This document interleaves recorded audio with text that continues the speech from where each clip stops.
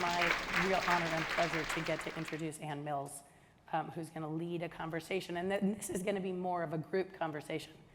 Ann just recently joined the board of SAFSF as of June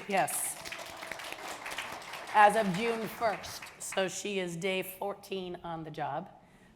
In her day job, she is executive director of the Agua Fund, which is based here in Washington, D.C. She has a long, storied career, mostly around conservation and water issues.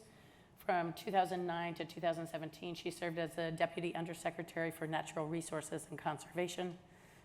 She also worked for Tom Daschle on the Hill. So Ann knows it from the Hill to implementation to philanthropy and far more. She is a delight, and I'm really excited, although somewhat sad, to only have 6 months working with her on the board. But I'm going to turn it over to Ann at this point. Well, thank you very much, Virginia, and thank you, Traci, and welcome everybody to a great coda to such a jam-packed and exciting 3 days here in Washington, D.C. I did prepare remarks because I was going to moderate a session with Representative Pingree, so I'm going to use them. I'm not going to waste them, but I'm going to modify them, obviously. And I think this is a really good opportunity for us to just talk about what's happened over the last 3 days, and especially what happened on the Hill yesterday, which was, in my mind, remarkable. In addition to working for Tom Daschle, I also worked for Representative Clarke of Western North Carolina way back in the early 80s, and then for Congressman Richard Durbin,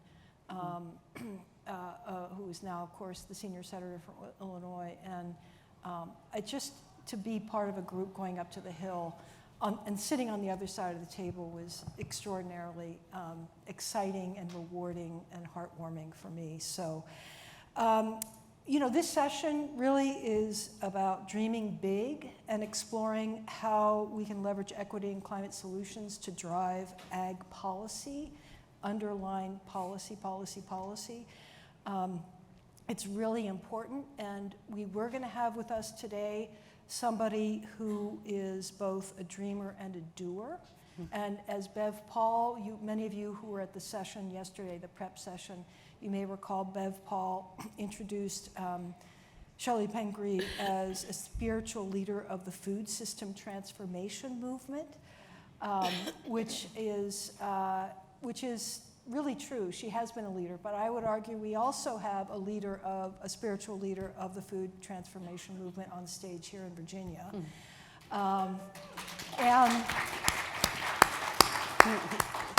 And a leader and a doer, and I thought it would be fun to have a bit of a conversation with you, Virginia, about kind of what you experienced yesterday. Hoping that Traci will interject with comments and some humor along the way too, because you and Maggie played such a crucial role in pulling so much of this together. But one of the things that I know, Virginia, you've mentioned is just sort of the record numbers we've seen at this conference, with 229 participants, 159 funders, and just the level of excitement and energy. I don't know about you all, but it's just been sort of crackling in the air. We got 2 hours with an undersecretary from USDA on Monday morning in one session, and another 2 hours with the administrator of the Food Service FSA in another breakout session. We had an amazing plenary with the USDA Equity Commission, and that's a lot of really valuable conversation with some very important decision makers and doers who are making a difference. And I think it speaks volumes to the reputation that SAFSF has and just how serious you all are about focusing in on these issues and thinking deeply about our role in affecting policy. Like I said, yesterday was really groundbreaking, I think, for the organization, a real milestone. I was thinking, there was some planning in advance of organizing this with some members, and Bob Scowcroft, I don't know where you are, but you said something that I actually wrote down on a Zoom call. You said that SAFSF has never before gone to the Hill in an organized fashion to share our principles. And first time out of the blocks, 99 of us went down to the other end of Constitution Avenue to show up and to make a difference and to start learning and to start listening and to start communicating to members of Congress, their staff, committee staff, just how important policy is to us, the right kind of policy. What was it? We represented 37 states? 34. 34 states. And how many meetings? 33. 33 meetings. Plus the House and Senate then. So really 35 meetings. Yeah. Squeezed into a 4-hour block of time. Think about that, 4 hours, right? Some of you all did 5 meetings in 4 hours. If you think about the 2 committee meetings and then 3 sequential meetings in either the House or the Senate. That is remarkable, and I think everybody was rightfully a little tired at the end. But the things that stood out for me, and Virginia, I wanted to talk to you about it too, and then also ask some questions of those of you who are there. By the way, how many people participated in Hill Day? Wow, that's great. That's really great. So, for those of you who weren't there, you probably heard there were so many of us. The House Agriculture Committee did not have a room big enough to accommodate us, so they had to break us into 2 groups. And then what really struck me is at the end of the day, we all moved over to the Senate side, and some of us were walking past all these senators coming out of some caucus session. It was pretty interesting. But we filed into this cavernous and somewhat intimidating room, which was the Senate Agriculture Committee, with these oil paintings of mostly white men on the walls. And I have to say, when I first walked in and this incredibly long table and these overstuffed leather chairs, it was a little intimidating. But as we all filed in and just jammed ourselves into this room, I really felt the power in the room shift. And it was something I just felt in my bones. And so, you were in my sight line, Virginia, and I know you were looking around, but why don't you describe maybe what you felt throughout the day, but also as we were sitting in the Senate Agriculture Committee hearing room? Thanks so much, Ann, and thank you all. I am feeling incredibly blessed right now at the end of the last few days. Yesterday, looking around, the energy did shift in that room, and I think they were a little stunned that so many of us were packed in. And the organizations that you all represent, that we all represent, it really matters to show up. So it really got their attention. I was facing the wall where Tom Harkin from Iowa was, and I was thinking back because former Senator Harkin, spoke at our 2017 policy briefing, which was here in DC. And there was a picture of Senator Stabenow, who had also spoken at another Hill visit that we did in conjunction with some other folks. Colin Peterson was on the wall, so it was very funny for me that it was like, oh, I know who all those pictures are. I don't have to look at the names. We've come a really long ways. And I see Bridget, our first policy briefing brought together people. Our very first was in 2004, and there was like 2 tables. The next time, and I was sorry that Scott Cullen, I saw him walk out of the room. I don't remember what year, but Scott Cullen and Amy Whitteman, who was at the time at McKnight Foundation, called me up and said, I want to talk to you about policy, about ag policy. And the funders keep getting together every 4 or 5 years, but they're not doing anything in between then. So they keep kind of coming together around Farm Bill, they do something, nothing really happens in the aftermath. Can you guys take that on? And at the time, it was Bridget and I, full-time, and a half-time other person. I said, sure, with money and a staff person. And that took some time, but we eventually, starting in 2014, we started holding 4 different kind of sequential policy briefings. And we were keeping it alive. We laughed. We kind of called it the policy baton, because as somebody else on staff would come on, I was like, okay, this one's yours. But never until Traci came on board almost 5 years ago did we have somebody who really had deep policy experience, who actually, and I'll never forget going to the Hill with Traci and like diving down into the tunnels so she could get a copy, her very own copy of the Farm Bill. Well, for you, because I already have one. Of course. Ask me if I've read it. I didn't, but I still got it. Yeah. But it was really something, and I've learned so much through the last 5 years, especially, and a lot in the last even 6 or 7 months since Maggie Mascarenas has been on board, about the power of having people on staff. SAFSF is one of very few funder networks that has dedicated policy staff. It makes a huge difference.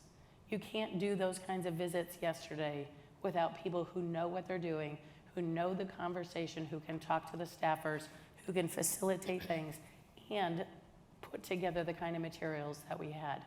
I'm also really proud of the board and the policy committee over the course of the last couple of years, many of whom are here, but who put together, crafted those federal policy, I'm careful not to say Farm Bill policies, but federal policy principles.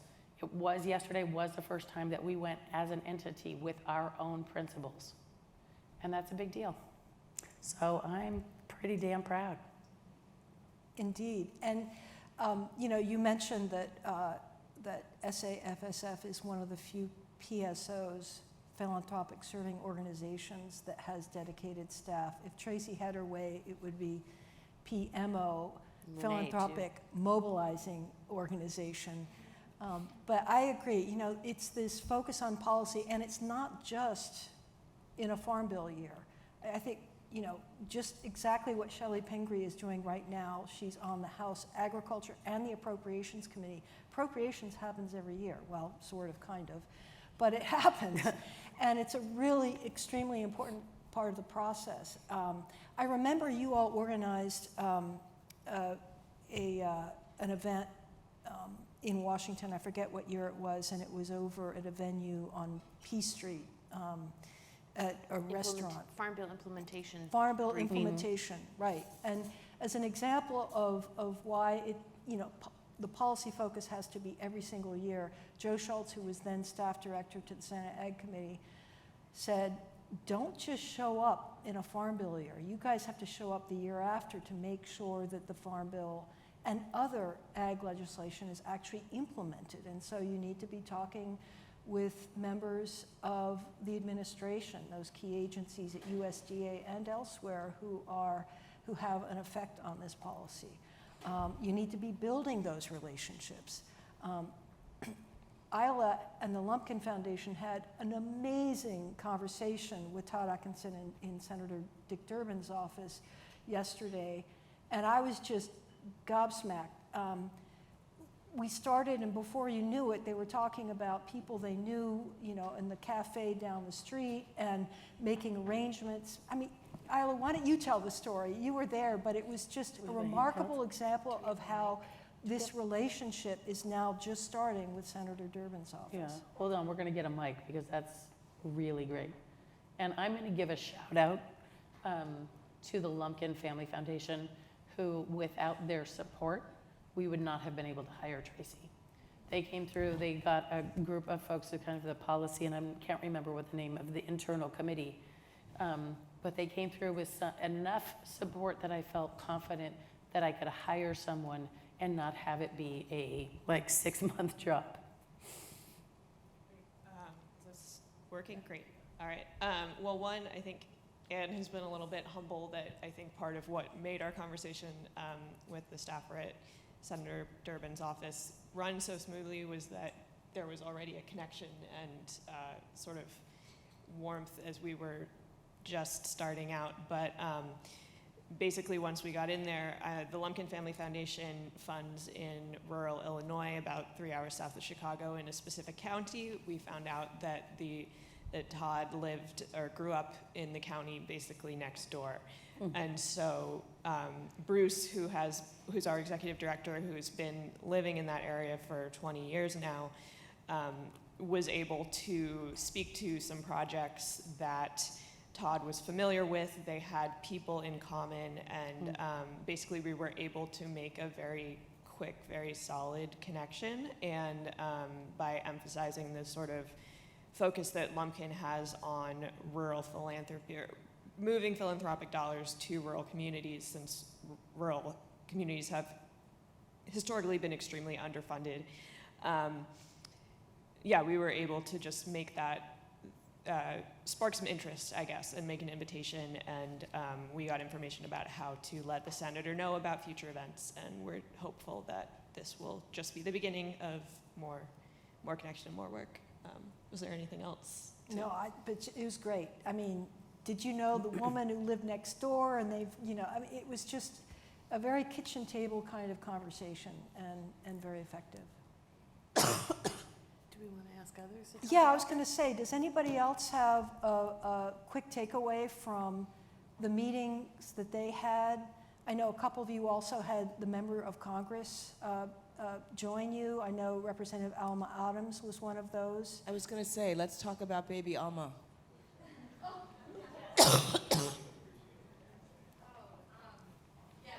Incredibly special that Representative Adams overheard us talking in the other room and felt like driven to come join us and sit with us. And then I bombarded her with a picture of my baby, who is named Alma.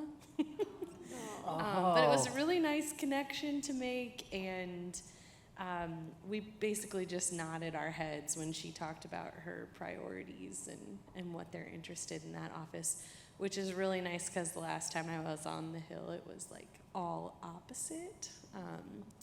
So yeah, really beautiful visit. And it just did make me think yesterday about how often those legislators are hearing from the interests of commodity agriculture.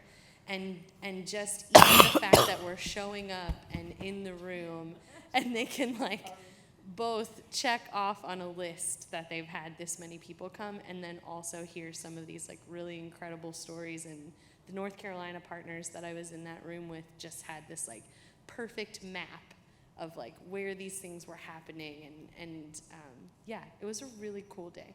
Thanks, y'all.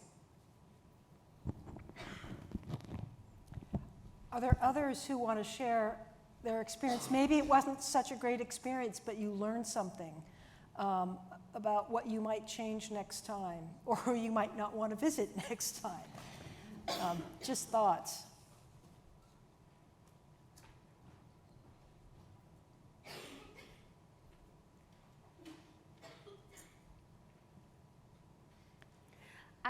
I kind of want to know what it was like for you as funders who maybe fund organizations that possibly do policy advocacy. Not that you know about that, but you know. What did it tell you about their work? Thinking that people do that on a regular basis. What did it tell you about their work?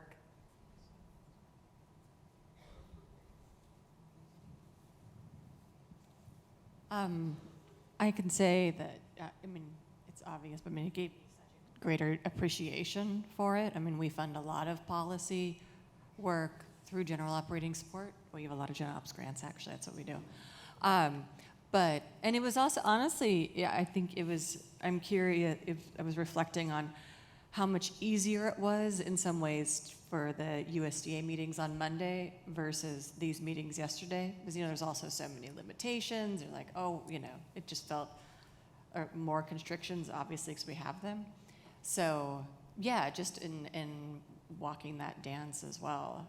So it made me appreciate how much prep actually, you know, needs to go into these meetings. And so maybe that's something I would change in the future, like, you know, spending even more time prepping and, you know, really diving down.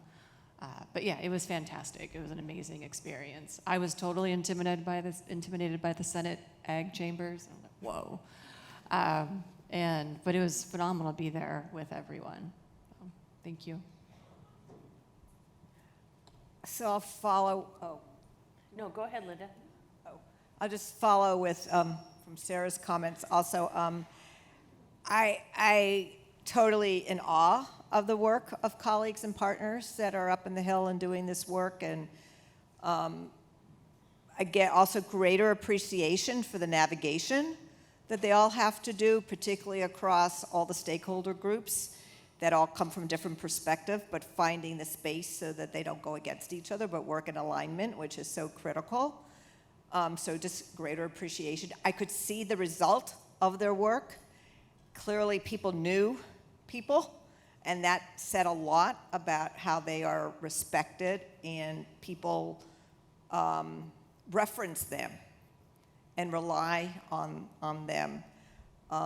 We tend to use a lot of Project Grant Rule, and it is an extraordinary vehicle that philanthropy has available.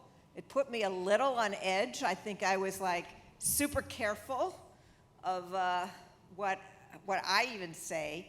So, but at the same time, there was something really exciting. And you know, you're walking through the halls, and I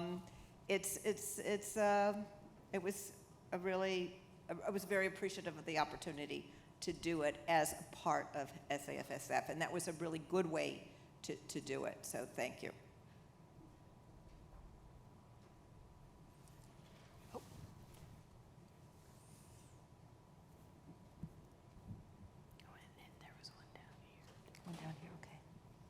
Hi, thank you. I'm actually a lobbyist with a nonprofit here in DC, and am here and funded by one of the partners at the conference. And I just wanted to say it was so wonderful hearing yesterday from funders who went on the trip and spoke about their experiences lobbying on Capitol Hill, of how much of this is relationship building and how long it takes to develop those partnerships and those collaborations with staff on Capitol Hill, especially with the turnover, and how much we're up against with the lobbying groups here in DC that are driving those larger industry interests, and that we need more funding in policy advocacy for all of those groups. So just wanted to put that out there. It was so nice from someone who's up there all the time to hear those reflections, and just wanted to say thank you for organizing that trip yesterday. It was great to see everyone together.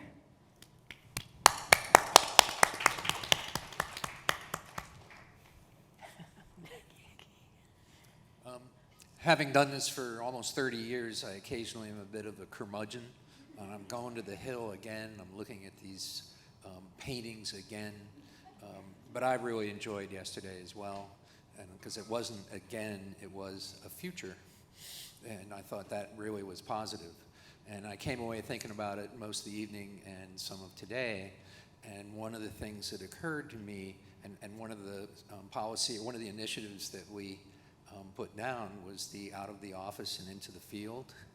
And I got the idea, and this is where I probably shouldn't be standing next to Maggie, but 37 offices, funders, we should be getting back to them and seeing when they're coming to the field and meet some of the recipients of the grants we've made. And I think it should be, if we're going to be there, we're going to be there. We don't necessarily have to be in the office in the city. It's incredibly effective to be out on the farm or in the urban food hub, or getting them to meet the actual workers who are doing this work. So I'll be talking to you. What is this? This is a no-pitch session, isn't it? An organization, but I'd like the honor of talking more about funding something like that next year. Sorry, Maggie. That's really important, Bob. Thank you. And clearly, especially with Traci and Maggie involved, you know that it doesn't end here. There's going to be a lot of follow-up, a follow-up with each of the offices, a follow-up on this idea that Bob is talking about, out of the office and into the field, so that these relationships can really start solidifying, and that you can help your grantees beyond just writing the grant check, but help them elevate their relationship with these members of Congress. Question, Isla talked about how they plan to connect Senator Durbin's office, or Senator Durbin, with some of the grantees in Illinois. Did others come away with any kind of promises or hopes that there would be a connection, that that the member might come visit? We have somebody down here. There's a lady right. Go ahead.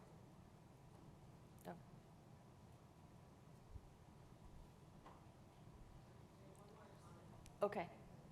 Yes. Oh, sorry. Someone else going first? No, okay, go ahead, sorry. You're right in the bright light, I couldn't see you. No, all good. Well, I can kind of tie it to that. I was just going to update. We had a great meeting with a relatively new Rep. Molinaro to the Senate committee, and that's also, or to the Ag committee. But we were really fascinated. He's Republican, and he was just so engaged. And I think in terms of saying, was there any future relationship, he was really like, yeah, give me information, give me specifics. And so I think it'd be useful in the future to kind of talk about that strategy a little bit ahead of time, because we were saying kind of all the principles, and he was like, yeah, I'm aligned with you. Great, give me like something very specific in my area that's a problem that I can help you address, or give me like a very specific solution. He talked about the dearth of, I think it was NRCS folks helping with, various management plan types and the lack of funding for that. So it seemed like there was a lot that could be followed up with, potentially with him. Someone mentioned a report.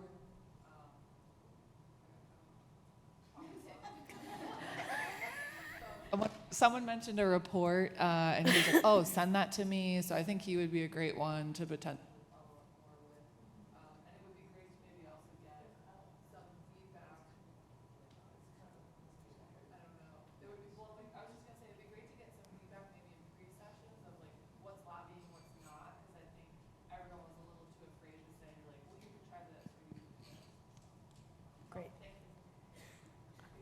Yeah, I was just going to say that I'm Jeff Usher. I'm from the Kansas Health Foundation.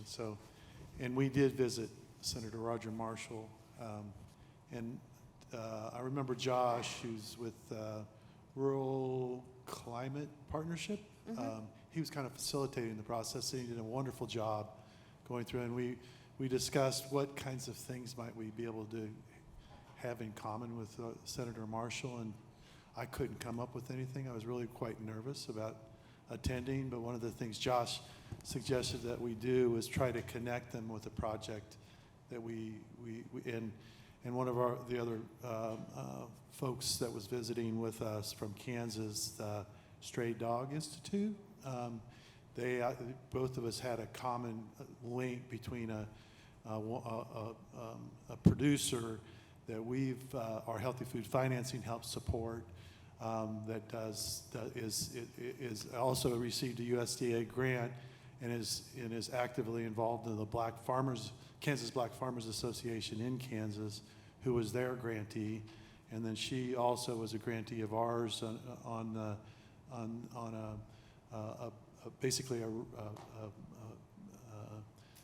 a mobile retail, which her producers that she collects with, and they're doing a new food hub up and down the I-135 corridor. Anyway, I mentioned that, and we suggested that she come visit, and she took my card, and she said that she'll be in touch. So we'll see. That was a staffer. So that's great. Excellent.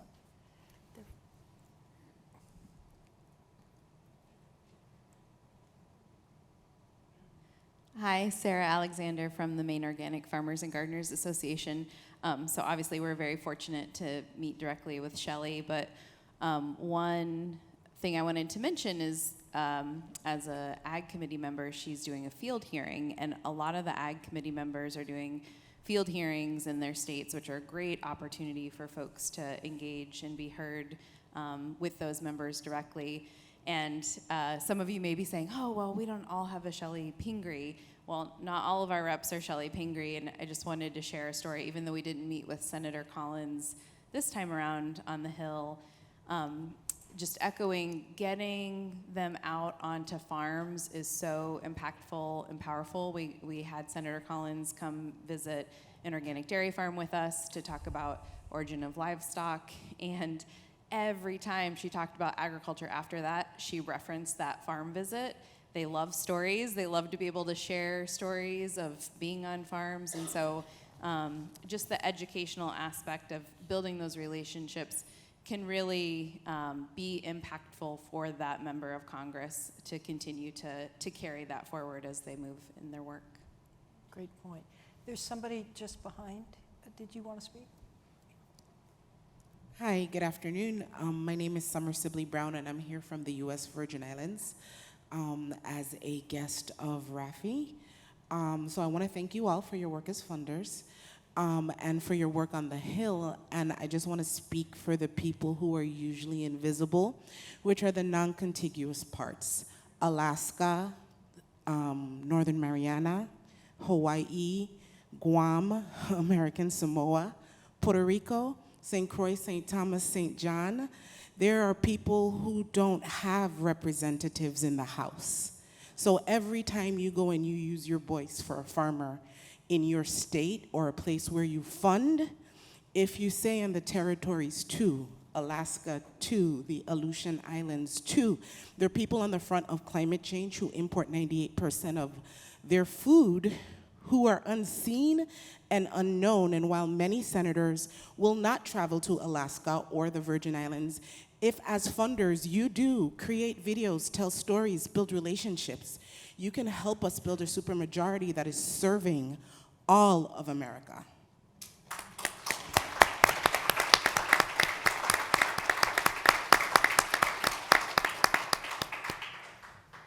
Thank you for that. Good afternoon. Dave Nezzi with the Thornburg Foundation. We talked with Senator Bennett yesterday, or not his office, and the staffer had brought up one of the recent subcommittee hearings and had mentioned one of the testimonials from one of the speakers who actually happened to be from New Mexico and was a grantee of ours. And so when I mentioned them by name, they said, oh yeah, that's him, Jose Luis. And so at the end of the meeting, they wanted to provide some additional resources to Jose Luis.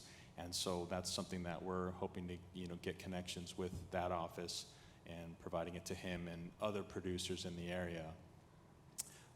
The other thing I just wanted to quickly share was we did have a run-in with Senator Heinrich for like a short 10-second elevator pitch, because we had just gotten out of the elevator on the 7th floor in the Hart building, and we were preparing to go into his office, and he just walked right by, and I used to work for him, so he recognized me, and he's like, oh, they let anybody in this building now. And so at that moment, I took the opportunity, and he's like, what are you doing here? And I said, oh, we're part of SAFSF, and introduced everybody, and we just had that quick minute. And then the elevator rang, and then he jumped in, and it was really great. So we were lucky to have that opportunity too.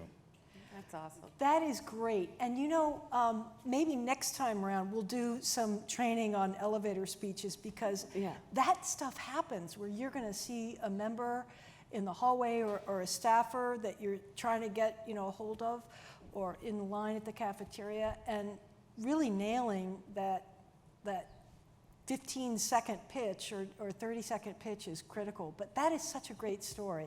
Congratulations. I love how it happened right after you came out of the elevator, too. Yeah. It's great. That's really awesome. Other thoughts, reflections? I